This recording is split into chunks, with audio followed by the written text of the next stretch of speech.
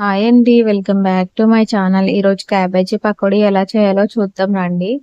ముందుగా సన్నగా onions cut చేసుకున్న తర్వాత అందులో కరివేపాకు వేసుకోండి. అలాగే కొన్ని పచ్చిమిర్చి కూడా కట్ చేసి వేసుకోండి సన్నగా. ఆ తర్వాత కొంచెం శనగపిండి తీసుకొని దాన్ని ఇలా జల్లించుకోండి. ఒక 2 స్పూన్స్ బియ్యపిండి కూడా వేసుకోండి. క్రిస్పీగా పకోడీ చాలా బాగుంటుంది. ఆ తర్వాత సరిపడినంత కారం, కొంచెం 1 స్పూన్ అల్లం వెల్లుల్లి పేస్ట్, కొంచెం జీలకర్ర వేసుకొని ఆ తర్వాత మనం క్యాబేజీ కట్ చేసుకుంటాం కదా, దాన్ని ముందుగానే ఒక 2 మినిట్స్ హాట్ వాటర్లో వేసుకోండి. అప్పుడు చాలా టేస్ట్ వస్తుంది పకోడీకి. ఆ తర్వాత క్యాబేజీ కూడా శనగపిండిలో వేసుకొని దానికి కూడా సరిపడినంత కారం, సరిపడినంత ఉప్పు, ఒక 2 స్పూన్స్ ఆయిల్ వేసుకొని బాగా మిక్స్ చేసుకోవాలి. ఆ తర్వాత కడాయి పెట్టుకొని ఆయిల్ బాగా హీట్ అవ్వాలండి.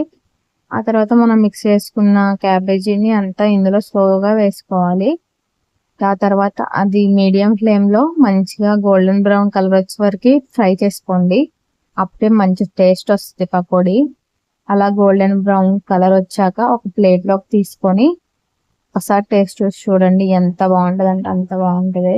మేము చేసిన కూడా మంచి టేస్ట్, చాలా బాగుంది పకోడీ. మీరు కూడా ట్రై చేయండి తప్పకుండా.